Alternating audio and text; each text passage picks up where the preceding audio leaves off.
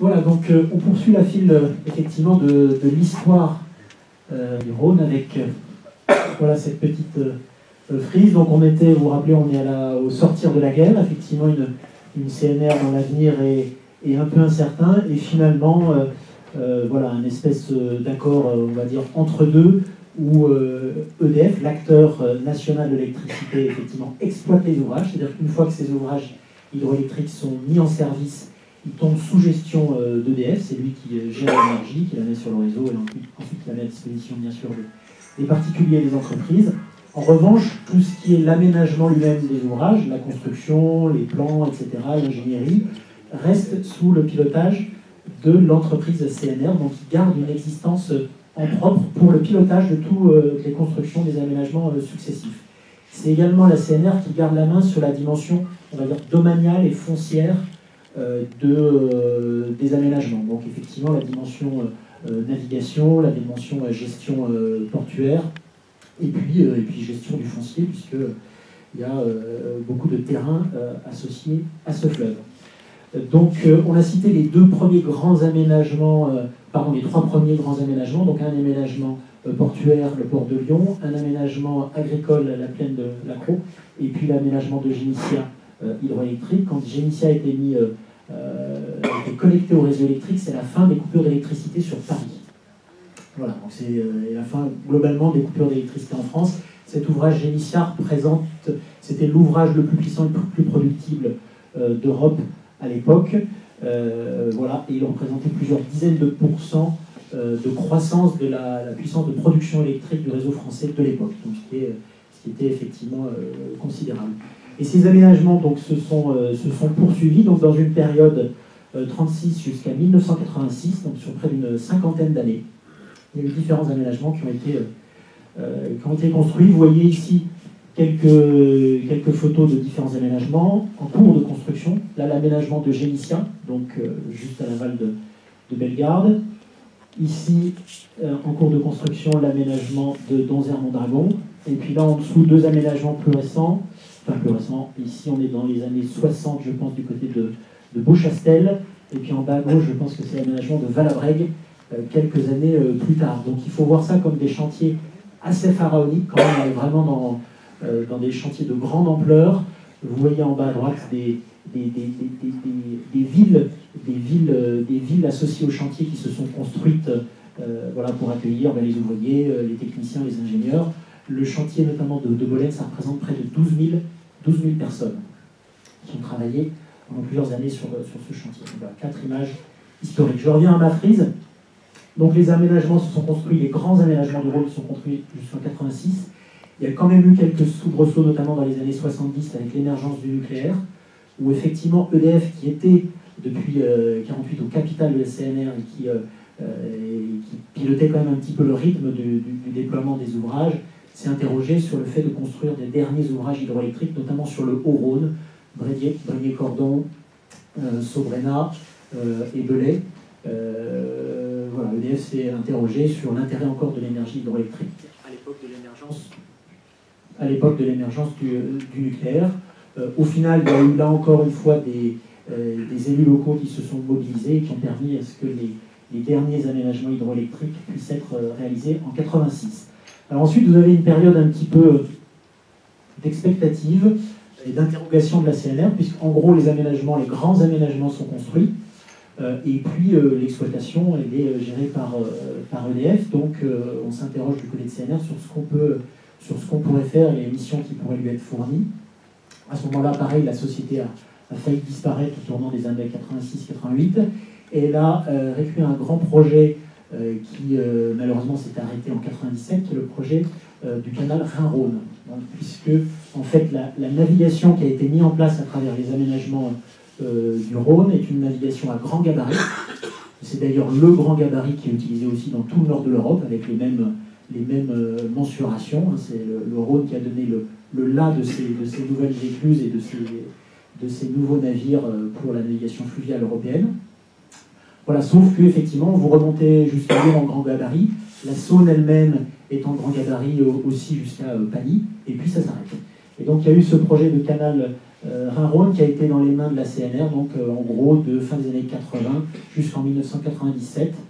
De nombreuses études de modélisation ont été faites, ça a mobilisé près d'une centaine d'ingénieurs et de techniciens. Et puis ce projet a été abandonné effectivement en 1997 sur décision politique de l'époque. Et à nouveau, questionnement sur l'avenir de la CNR, qu'est-ce qu'elle va devenir, etc. Donc fin des années 90.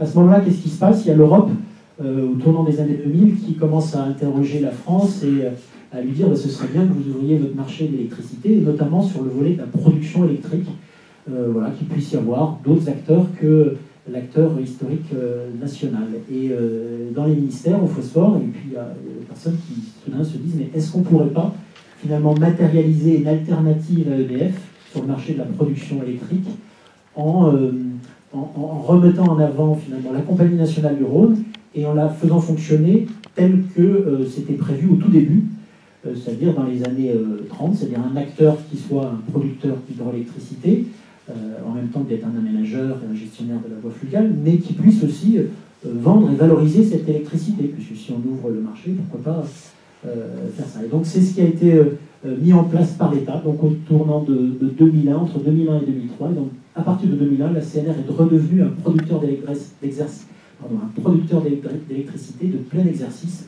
ce qu'elle n'avait finalement jamais été pendant les 50 précédentes années. Et puis en 2003, EDF est sorti du capital pour matérialiser vraiment la distinction très claire entre deux acteurs totalement indépendants l'un de l'autre sur ce marché de la production d'électricité. Voilà. Et dans les évolutions récentes, qu'est-ce qu'il y a eu? Au-delà de l'hydroélectricité, effectivement, la CNR s'est également développée dans l'éolien et dans le photovoltaïque. C'est-à-dire qu'il y a eu une volonté de la CNR de rester sur les énergies renouvelables, mais d'aller au-delà de la simple hydroélectricité et de développer d'autres moyens de production d'électricité renouvelable sur le sillon rhodanien, mais pas que. Alors, aujourd'hui, qui sommes-nous exactement? Nous sommes toujours une société anonyme d'intérêt général, donc ça avait été mentionné, voilà, il n'y en a qu'une en France. C'est vraiment très particulier. On a un capital qui est mixte, hein, quasiment 50-50 public-privé. La loi contraint la CNR, le capital de la CNR à être strictement à majorité stricte publique. Donc cette majorité publique, elle est de 50,03%. Donc la majorité publique est détenue par des collectivités à hauteur de 17%, qui sont des actionnaires historiques. Au tout début de la CNR, les collectivités représentaient 50% du capital. C'était des collectivités tout le long du territoire rhodanien, mais également des collectivités franciliennes. Je vous rappelle qu'il y avait un enjeu d'alimentation électrique de la ville de Paris et de l'Île-de-France. Donc voilà, il y a toujours 17% de capital qui est détenu par à peu près 180 collectivités. Il y a la Caisse des dépôts qui est rentrée, elle est rentrée en 99, en rachetant notamment des parts à des collectivités, notamment les collectivités qui étaient le long du canal Rhin-Rhône. Ces collectivités qui étaient rentrées dans les années 80-90 dans le projet, et qui en sont sortis effectivement fin des années 90, puisque le projet s'est arrêté. Et l'acteur industriel qui s'est substitué à EDF, c'est l'acteur Engie, qui s'est substitué à EDF et à la SNCF aussi, parce qu'en fait, notamment des acteurs privés comme le Paris-Lyon-Méditerranée, qui était un des tout premiers actionnaires de la CNR, a fait que du coup la SNCF a été aussi actionnaire de la CNR. Voilà, donc c'est l'acteur Engie qui est anciennement GDF Suez. Voilà pour notre capital. Sur les chiffres financiers, on est dans une entreprise profitable, avec un chiffre d'affaires, un résultat net que vous voyez figurer ici, et aussi fortement redistributrice, puisque 40% du chiffre d'affaires est reversé soit à l'État, soit au territoire, à travers notamment des redevances, dont une redevance spécifique sur nos revenus de 24%, voilà, tout revenu confondu, et puis aussi à travers des missions d'intérêt général qui sont déployées notamment depuis 2003. Voilà. Et on a un modèle CNR qui nous est propre, il a été évoqué, hein, c'est à la fois un modèle où on est dans un équilibre privé-public, à quasi-parité, un modèle où on mixe à la fois des missions d'intérêt général, mais aussi des missions d'intérêt économique classiques, un modèle où on va mixer de l'électricité avec des préoccupations de navigation, d'aménagement du territoire et des préoccupations dans le domaine agricole. Et voilà, c'est donc ce modèle qui lui est propre et qui perdure. Alors sur le volet électrique, voici quelques chiffres, donc les plus à date. Sur le volet hydroélectrique, la puissance CNR, c'est un peu plus de 3000 MW, répartis dans 40 centrales hydrauliques, on va dire 19 grandes centrales, c'est les 19 grands aménagements du Rhône, plus à peu près autant de petites centrales hydroélectriques. Et dans les développements récents, en dehors donc, de l'hydroélectricité, on a 33 parcs éoliens et 14 parcs photovoltaïques. Le photovoltaïque, c'est essentiellement effectivement sur le sillon rhodanien et le quart sud-est. En revanche, les parcs éoliens, on a bien sûr des parcs éoliens le long du Rhône, à proximité de nos aménagements, mais on va dire quand même 70 à 80% de notre développement éolien est plutôt sur tout ce qui est le nord de la France, de la Bretagne au Nord-Pas-de-Calais, en passant par la Picardie et la Champagne-Ardenne. Voilà, donc on est un producteur d'électricité 100% renouvelable. On a une caractéristique aussi spécifique, c'est que on fait nous-mêmes la gestion et l'optimisation de cette production d'électricité renouvelable. C'est spécifique parce que si vous êtes un producteur éolien ou photovoltaïque classique, en fait vous allez produire de l'électricité, mais cette électricité va être sous gestion d'EDF dans le cadre des mécanismes de soutien mis en place par l'État, donc vous n'avez pas à gérer l'intermittence, à gérer la prévision de vos productions, etc. Alors que nous, sur le Rhône, on va jusqu'à la vente de l'énergie heure par heure, et donc il nous faut prévoir cette énergie. Donc on a été obligé depuis 10-15 ans de développer des compétences particulières, donc de gestion de cette énergie, de prévision de cette production, voilà, qui nous sont très spécifiques. On a aussi développé des choses particulières, qui est le pilotage de la production électrique du Rhône. Il y a de ça encore 15 ans, le Rhône produisait de l'électricité au fur et à mesure que l'eau arrivait. C'est-à-dire quand il y avait beaucoup d'eau, ça produisait plus, quand il y avait un petit peu moins, ça produisait moins. Et puis voilà, on se contentait de suivre le rythme naturel du fleuve. Depuis une quinzaine d'années, qu'est-ce qu'on a fait notamment, on a fibré tout le Rhône, on a centralisé toute la conduite de tous nos aménagements. On a une grande salle de téléconduite à Lyon. Et cette centralisation, couplée notamment à des prévisions de météo pointues, couplée aussi à des prévisions de prix de marché, parce qu'il faut savoir que le marché de l'électricité, c'est un marché dans lequel le prix de l'électricité varie heure par heure, chaque journée, en fonction des équilibres offre-demande. Et donc avec toute cette ingénierie-là, on est désormais capable en fait de piloter les usines, non pas simplement au fil de l'eau, mais en faisant moduler la production pour coller au mieux avec les équilibres offre-demande. C'est-à-dire que quand il y a besoin de plus d'électricité, par exemple au pic de fin de journée, quand tout le monde rentre chez soi, eh bien on va accélérer entre guillemets le Rhône, et au contraire, à 2h du matin, quand la demande d'électricité est en baisse, on va ralentir le Rhône. Alors vous allez me dire, mais qu'est-ce que ça veut dire accélérer ou ralentir le Rhône? C'est pas possible, le Rhône ne l'arrête pas. Donc vous avez raison, on n'arrête pas le Rhône.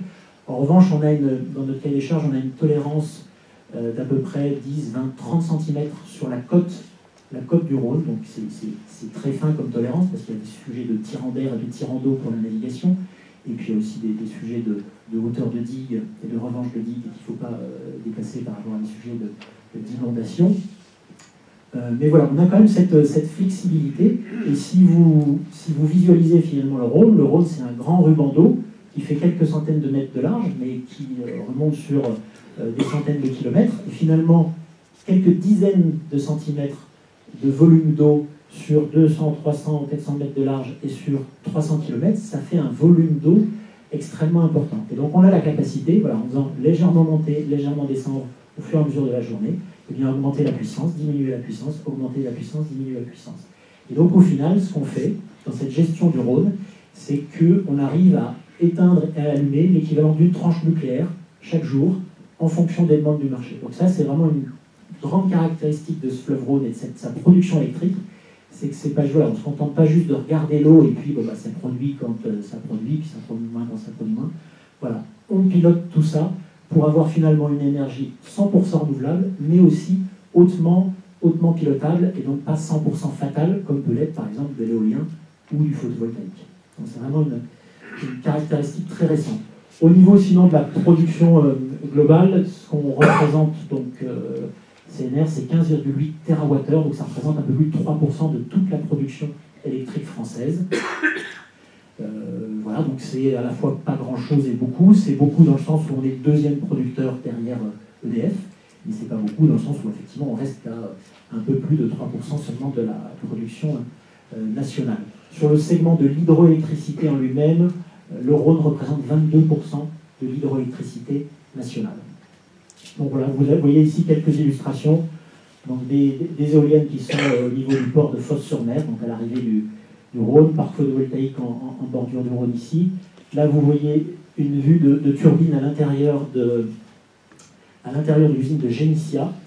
Ici, vous avez un aménagement qui doit se situer autour de Valence, mais je ne sais plus exactement lequel c'est, avec l'usine et l'écluse, le Rhône canalisé et le Rhône historique en parallèle.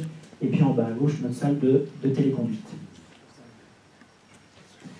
Voilà, donc on vous a parlé de ce triptyque avec les différentes missions solidaires. Là, je vous ai parlé de la part électrique. Il y a bien évidemment la dimension fluviale et portuaire qui est très importante et très structurante à la CNR.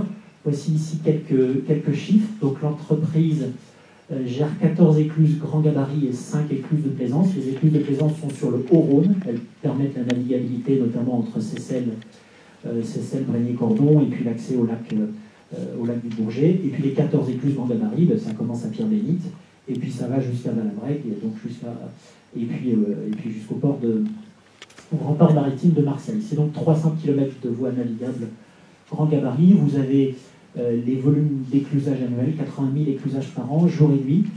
Alors aussi une spécificité du Rhône et qui date de maintenant 4 ou 5 ans, et c'est unique en Europe, c'est que de même que les usines hydroélectriques sont toutes téléconduites depuis un point à Lyon, les écluses sont également toutes téléconduites depuis un point qui est à Châteauneuf, donc à côté de Montélimar. Et donc dans une grande salle à Montélimar, vous avez des éclusiers qui ont des murs d'images devant eux, avec des reproductions de toutes les caméras qu'on a sur les écluses. Et donc ils opèrent les écluses à distance en prenant les mariniers au téléphone et à la radio depuis ce centre de téléconduite unique et central. Il faut imaginer du coup que ces écluses sont pilotées un peu à la manière dont on pilote le trafic aérien. Voilà, dans les tours de contrôle avec le suivi de l'avancée des bateaux, et puis voilà, on appelle ces bateaux au fur et à mesure qu'ils approchent des écluses. On leur suggère par exemple de ralentir s'il y a un petit peu de congestion, ou au contraire on leur dit ben là on vous attend une heure. Voilà, ce qui permet en plus d'utiliser le carburant de manière la plus économe. Voilà, au-delà de cette gestion de la navigation, il y a bien évidemment tout ce qui est sites industriels et portuaires. Les sites industriels et portuaires le long du Rhône, c'est près de 800 hectares, dont 200 rien que pour le port Édouard Herriot. Sur ces sites industriels et portuaires, vous avez près de 230 entreprises implantées et 5800 emplois directs, c'est-à-dire des gens qui travaillent sur ces zones portuaires, et auxquels il faut ajouter des conducteurs poids lourds, parce que quand vous avez une zone portuaire, il y a forcément effectivement des conducteurs poids lourds, donc ça représente là plus de 2000 conducteurs. Donc voilà, une activité économique quand même très significative. En termes de volume de marchandises, c'est 5 millions de tonnes par an qui circulent sur le Rhône et opérées par 90 navires de fret de toute taille. Il y a des pousseurs, il y a des barges fluo-maritimes, il y a c'est des équipements qui vont faire, je ne sais pas, 800, 1000, 2000 tonnes ou 3000 tonnes de chargement chacun. Voilà, sur l'axe Rhône, alors vous avez l'axe Rhône est un axe de circulation important, mais il y a de la concurrence au fleuve Rhône. Hein. Et il y a notamment, je pense, 2 ou 3 sillons ferroviaires qui descendent comme ça le long du fleuve. Et puis il y a aussi des sillons routiers importants, l'autoroute A7, la nationale 7, la nationale 86. Voilà. Au final, sur l'ensemble du trafic fret qui circule, on va dire, entre Marseille et Lyon, on estime à peu près que le fleuve capte 7 à 8% de ce trafic, ce qui est finalement en fait relativement peu. Et ce qu'on constate, c'est que ces axes de communication, finalement, entre Lyon et la Méditerranée, la plupart sont saturés, sauf le fleuve, qui est très loin d'être saturé. Si on regarde l'utilisation actuelle de nos écluses, il faudrait au moins doubler le trafic sur le Rhône pour commencer à se poser des questions d'agrandir ou de doublonner les écluses pour éviter les embouteillages. Donc on a vraiment encore une grande marge de de progrès, mais c'est vrai que la concurrence de la route est quand même extrêmement sévère. Un dernier point en bas que je signale qui est important en termes d'activité économique, c'est le développement de la croisière fluviale. La croisière, notamment, c'est ces grands paquebots, des espèces d'immenses parallélépipèdes où vous avez, je sais pas, une centaine de chambres, des salles de restaurant, etc. C'est une activité très récente. Il y a encore 15 ans, il y avait peut-être un ou deux bateaux. Il y avait peut-être encore un ou deux bateaux sur le fleuve. Aujourd'hui, il y a plus de 26 paquebots de croisière et Lyon est désormais la deuxième ville d'Europe en termes de tourisme fluvial derrière Budapest. Donc le Danube, Budapest, on a l'impression que ça fait des dizaines d'années que ça existe, ce tourisme fluvial. Et voilà, et Lyon est désormais deuxième, juste derrière Budapest. Je crois qu'en termes d'impact économique pour le Grand Lyon, c'est de l'ordre de 60 à 80 millions d'euros de dépenses générées par ce tourisme fluvial. Voilà, rien que sur l'agglomération lyonnaise. Je ne parle pas de l'impact que ça va avoir, impact majeur, hein, sur notamment des villes du Sud comme Avignon, Arles, dans lesquelles ces bateaux circulent aussi extrêmement souvent. Voilà, donc une activité très, très récente et très dynamique. Aussi, pardon, excusez-moi, dans le dynamisme économique, le dynamisme du conteneur, c'est-à-dire que la voie d'eau en fait évolue, le trafic voie d'eau évolue de manière relativement lente, on va dire sur des croissances de 0,1-2% lent. En revanche, à l'intérieur de cette croissance relativement lente, il y a un vrai dynamisme du transport par conteneur, alors qui lui croît avec des taux de croissance à 2 chiffres, voilà, au détriment du transport de vrac, transport notamment transport céréales aussi. Voilà, donc j'ai parlé d'électricité, j'ai parlé navigation, troisième pilier, la dimension agricole. Dimension agricole qui s'est, on va dire, élargie dans les années récentes à des sujets, on va dire, plus environnementaux, voilà, donc plus large que simplement le sujet agricole.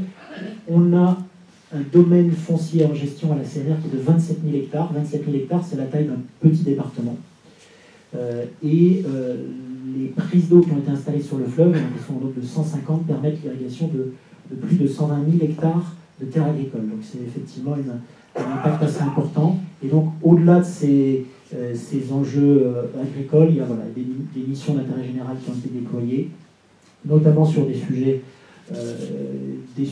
écologiques, hein, restauration de l'Aune. Donc restauration de l'Aune, les Launes, c'est ces fameux bras, des bras morts ou bras secondaires du Rhône, voilà, qu'on remet en eau, sur lesquels on va restaurer la biodiversité avec des travaux spécifiques. Il y a beaucoup en ce moment de travaux de développement de ce qu'on appelle des passes à poissons. Les passes à poissons, c'est ce type d'ouvrage qui en fait permettent de reconstituer la continuité piscicole au droit des ouvrages. Parce que c'est vrai que quand on a construit les aménagements dans les années 50, 60 ou 70, on pensait à la circulation des bateaux, mais on n'a pas trop pensé à l'époque à la circulation des poissons. Et donc voilà, on construit en ce moment ce type de petites rivières artificielles qui vont permettre, avec des courants d'attrait, à la fois de piscicole, notamment celles qui migrent, hein, de pouvoir reprendre possession de tout le fleuve. Voilà. Au-delà de sujets d'environnement, au titre des missions d'intérêt général, la CNR intervient aussi dans le développement de services aux navigants, dans le développement d'infrastructures touristiques, hein, notamment la Via Rona. Via Rona, donc, c'est une piste cyclable qui part du lac Léman et qui va jusqu'à la mer. Elle est construite à ce stade à peu près aux 2/3 ou un peu plus. Et donc c'est un outil de développement économique et d'attrait touristique pour les territoires. La navigation, les paquebots de croisière nécessitent aussi de nouveaux aménagements, puisque ces paquebots de croisière, vous en doutez bien, ils ne vont pas accoster dans les zones industrielles. Il faut les faire s'amarrer près des centres-villes, et puis il faut leur mettre à disposition des facilités particulières, notamment en termes d'alimentation électrique, pour éviter qu'il y ait des groupes électrogènes qui tournent à proximité des habitations. Donc voilà, plein de nouvelles missions. Ah, ici aussi, une image que j'aime bien évoquer, c'est le pastoralisme, le partenariat qu'on a avec un certain nombre de partenaires du monde agricole pour l'entretien des berges. Quand vous avez des digues, les digues, c'est des ouvrages artificiels en terre, en revanche, ils sont recouverts d'un tissu végétal. Et ce tissu végétal, il doit être entretenu, parce que si vous laissez pousser des arbres, en fait, le tissu racinaire de ces arbres va fragiliser la digue et donc peut mettre en danger la sûreté de l'ouvrage et puis les habitations avoisinantes. Et donc, on doit faire un entretien spécifique de ce tissu, de cette végétation. Et donc, soit on peut le faire de manière mécanisée, c'est ce qu'on faisait historiquement, soit on peut le faire de manière voilà, en partenariat avec le monde agricole, avec des bergers et donc des moutons. Voilà, ici, je vous montre un schéma d'un aménagement type sur le Rhône. Donc il y en a eu 19 comme ça de construits, mais ils sont quasiment tous sur ce même modèle. Alors qu'est-ce qu'il faut comprendre dans un aménagement sur le Rhône? C'est que c'est un aménagement en feston. C'est-à-dire, vous voyez ici le Rhône historique, et finalement, vous voyez un Rhône canalisé qui évolue en parallèle de ce Rhône historique. Et donc, chaque aménagement du Rhône, chacun des 19 aménagements, a été construit de la sorte. Alors, on peut se poser la question, mais pourquoi on n'a pas construit simplement, entre guillemets, voilà, on fait des barrages successifs, et puis à chaque barrage, il y a l'écluse, il y a l'usine, il y a l'évacuateur de crue, etc. On aurait pu faire ça. Alors, il y a deux sujets. Il y a d'abord un sujet de navigation. C'est vrai que c'est quand même plus simple de gérer tous les sujets de tirant d'eau quand on est sur des zones canalisées, parce que c'est des zones artificielles qu'on a modélisées pour qu'elles soient absolument appropriées à la navigation. Ça, c'est un enjeu, effectivement, par rapport à certains seuils naturels, notamment avec enrochement, c'était une bonne réponse. Mais l'autre enjeu aussi, c'est par rapport à la production d'électricité. La production d'électricité, en fait, elle est proportionnelle à deux facteurs. Elle est proportionnelle au débit, et à la hauteur de chute. Et donc, plus vous avez une hauteur de chute importante au niveau de l'usine, plus vous allez avoir un ouvrage qui produit beaucoup. Et donc, si vous imaginez votre fleuve là, avec sa pente, hein, et on a vu les diagrammes avec les pentes du Rhône qui étaient importantes, ben, soit on peut faire effectivement 40 ouvrages les uns derrière les autres, sans feston comme ça, mais simplement, ici on met le barrage, l'usine, l'écluse, et puis on en remet un là, etc. Mais là, vous allez en faire 40 le long du Rhône, et alors que si vous créez un canal, eh bien, vous allez ne plus en faire que 20. Vous allez en faire 2 fois moins. Pourquoi? Parce qu'en fait, l'altitude et la ligne de côte du plan d'eau qui est ici, vous allez l'amener le plus au sud possible. C'est-à-dire on reste ici le long d'une même courbe de niveau. Imaginez qu'on soit à l'altitude de 150 mètres au-dessus de la mer. Ici, on est toujours à 150 mètres au-dessus de la mer, toujours à 150 mètres, toujours à 150 mètres. Et donc là, vous allez descendre vers le sud sur 5, 10, 15, 20 km. Et en même temps, lui, le fleuve, en parallèle, il continue à descendre. Donc ici, il est à 150. Là, vous avez un premier barrage qui retient l'eau, lui. Et derrière, vous allez être, par exemple, ici à 142, par exemple. Vous allez être juste avec 8 mètres de chute. Ici, vous êtes à 142. Ici, à 140, à 138, à 136, à 135. Et ici, vous arrivez à 130. Vous retrouvez votre ligne à 130. Et là, vous avez un aménagement qui a 20 mètres de chute. Donc, vous pouvez faire moins d'aménagements, mais des plus gros aménagements. Et ce qui est, en termes d'optimisation des travaux, ce qui était en fait la solution la plus intelligente d'un point de vue économique. Donc nos aménagements sont comme ça, en feston, avec en amont de l'aménagement un barrage qui retient l'eau et qui dévie le courant dans la zone canalisée, cette zone canalisée qui suit la ligne de côte, et ensuite ici vous avez la production d'électricité. Donc là, on produit l'électricité. Ici, on se contente juste de dévier le cours d'eau. Alors, dévier le cours d'eau, on produit l'électricité. Vous avez ici les écluses en gabarit. Et puis ensuite, vous avez tout un certain nombre d'aménagements qu'on peut énumérer. Site industriel et portuaire, qui figurent sur ce schéma. Port de plaisance qui figure ici. Des stations de pompage pour l'agriculture. Parc photovoltaïque, souvent à proximité des aménagements. Parc éolien aussi, à proximité. Voilà. Et l'ensemble de cet aménagement va s'étendre sur un territoire qui peut faire plusieurs dizaines de kilomètres de long. Donc voilà, ça c'est cet aménagement en feston. Vous avez ici une vue aérienne ou une vue satellite d'un aménagement. J'ai cherché un aménagement relativement petit pour que ça rentre et que ce soit très lisible. Voilà, vous voyez le barrage. Ici, on va faire passer 2000 m3 par seconde. Ici, sur le Vieux-Rhône, on va laisser passer 75 m3 par seconde, pour des raisons écologiques de biodiversité. Et puis ici, vous avez l'usine avec une chute beaucoup plus importante en aval qu'en amont. Et donc ensuite, l'aménagement qui se termine là. Alors, on est donc dans un système ouvert. Hein, ce n'est pas une usine où en gros vous avez 150 hectares avec un grillage autour et puis une usine, une centrale à gaz ou une centrale nucléaire au milieu. Voilà, ici, voilà, on va pas les gens peuvent circuler sur les berges, les gens accèdent à cet environnement-là, et pourtant tout ça tout ça ne représente qu'un aménagement et impacté, tout cet environnement-là est impacté par la manière dont on va conduire l'usine et dont on va conduire le barrage. Donc on est dans un système ouvert, un linéaire important, les usages multiples que vous voyez figurer, et là aussi quelque chose qui est très important, c'est la neutralité vis-à-vis des crues. Souvent les gens disent bah, c'est bien l'aménagement du Rhône, ça permet d'éviter les crues. Eh bien non. Voilà, l'aménagement du Rhône, on vous l'a expliqué, il a été prévu pour la navigation, pour l'électricité et pour l'irrigation. Il n'y a pas, c'est pas un aménagement qui va protéger des crues.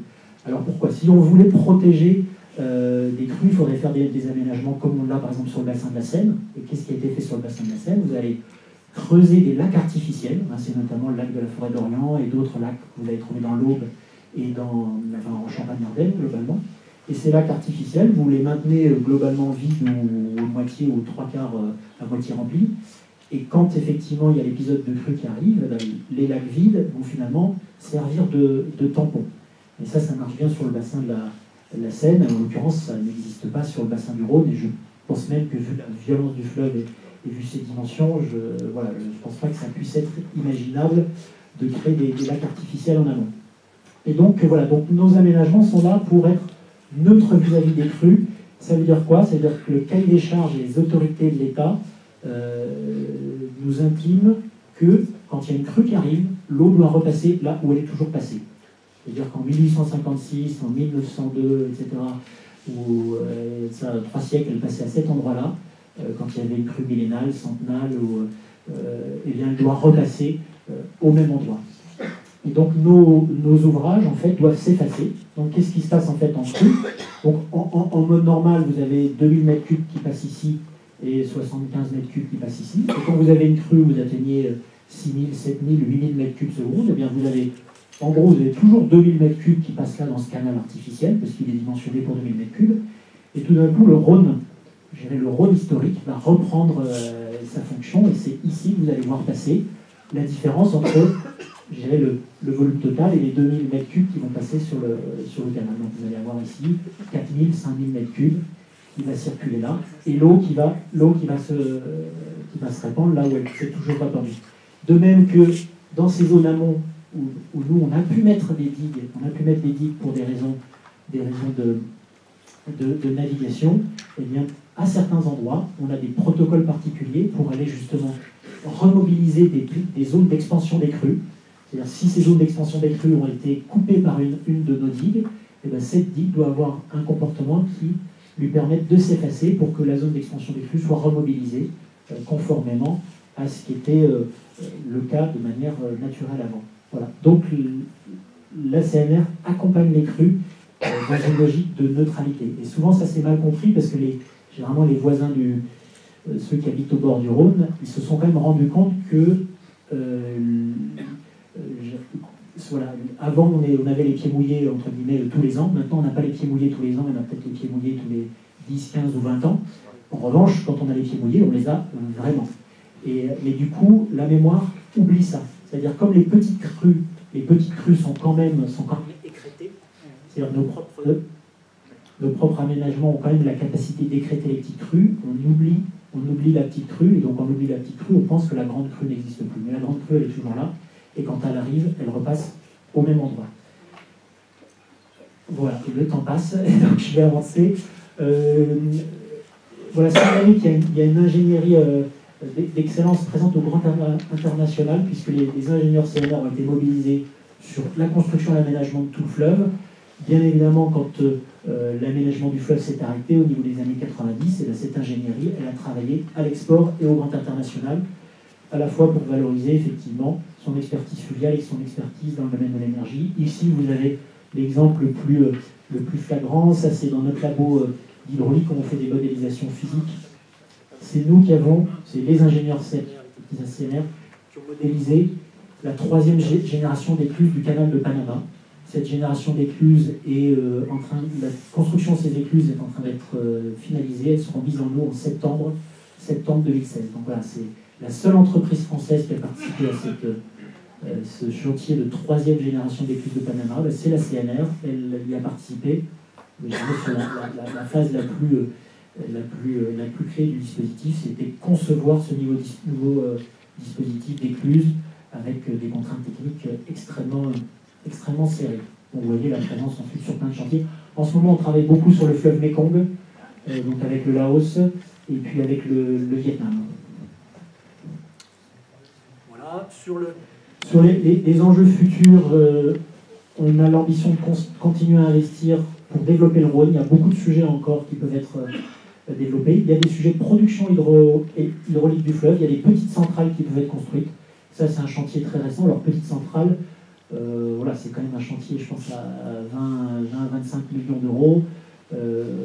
Voilà, mais c'est une petite centrale par rapport aux grands aménagements historiques. Donc, il reste encore voilà, certains endroits où on peut aménager quelques équipements de ce type. Donc, on en a une batterie de 7 en construction, en prévision de construction pour les 10-15 prochaines années.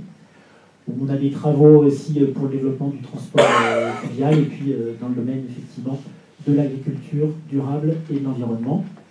Sur l'éolien et le photovoltaïque, on espère tripler notre production et puis on compte toujours se développer dans la gestion des énergies renouvelables. Il faut savoir que le marché de l'électricité est en train de se transformer, c'est-à-dire que la récente loi sur la transition énergétique, elle demande désormais à des acteurs qui sont possesseurs de parcs éoliens et de parcs photovoltaïques de gérer eux-mêmes leur électricité, c'est-à-dire de faire leurs prévisions météo, de faire leurs prévisions de production, d'annoncer ça au marché, d'annoncer aux régulateurs et aux réseaux, et ensuite de passer dans des mécanismes spécifiques de marché, d'ajustement, etc. Donc c'est une évolution importante et à laquelle voilà, la CNR elle est prête puisque avec le Rhône, entre guillemets, elle gère déjà son énergie, elle la met sur le marché depuis maintenant 10 ou 15 ans.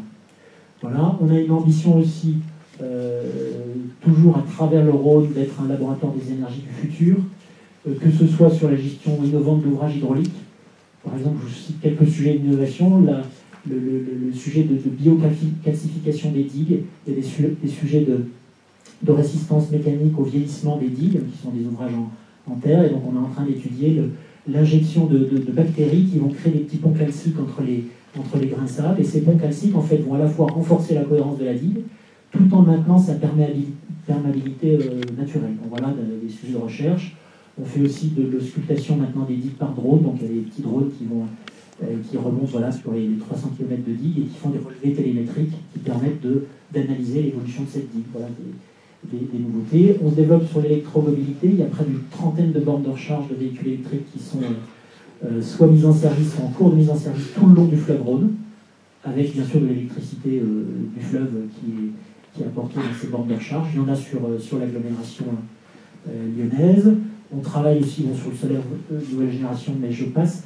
Point intéressant, parce que c'est directement un lien avec le Rhône, c'est l'hydrolien fluvial.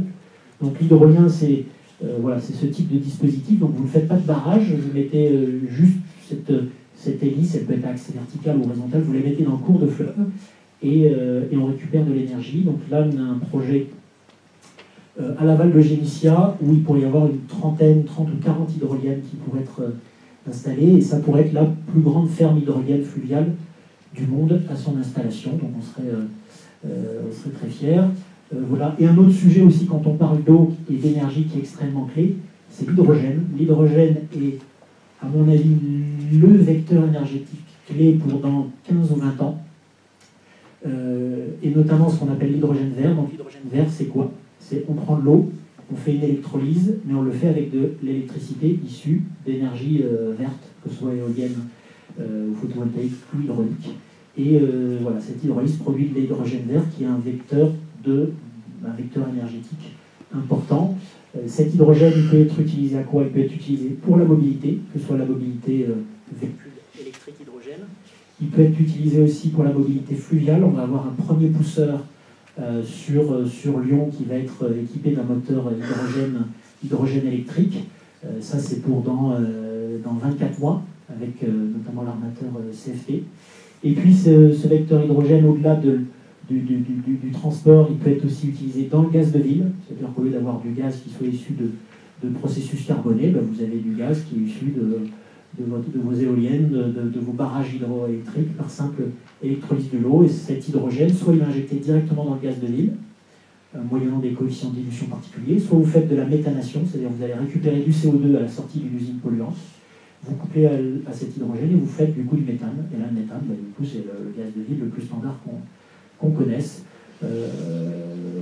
Voilà. Et c'est la maîtrise de cette électrolyse et de cet hydrogène, c'est un élément clé pour la gestion de l'intermittence des énergies renouvelables.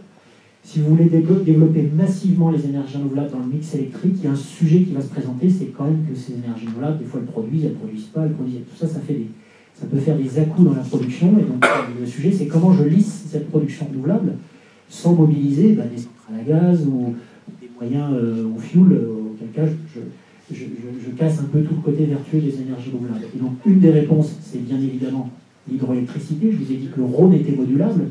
Donc quand vous modulez le Rhône en face d'une production photovoltaïque ou éolienne, vous avez un mix 100% renouvelable qui est lui beaucoup plus lissé, mais vous pouvez aussi utiliser l'hydrogène qui va du coup utiliser les surplus d'énergie renouvelable pour produire de l'hydrogène, et cet hydrogène, ça reste un vecteur énergétique qui peut être utilisé ensuite de manière décalée. Voilà, en 2 mots, on a aussi au niveau international lancé l'an dernier l'initiative pour l'avenir des grands fleuves. L'objectif, c'est de favoriser les échanges entre gestionnaires de fleuves. Donc, vous voyez ici, il y a une quinzaine de fleuves qui font partie de cette initiative. La première session de travail entre ces différents gestionnaires de fleuves a eu lieu à Lyon en octobre dernier. La prochaine aura lieu à Montréal, et donc on a deux sessions par an, une session à Lyon ou sur le sillon rhodanien, une session à l'étranger, et à nouveau en retour à Lyon ou sur le sillon rhodanien. Voilà. Et bien j'en ai fini. Voilà, merci de votre attention.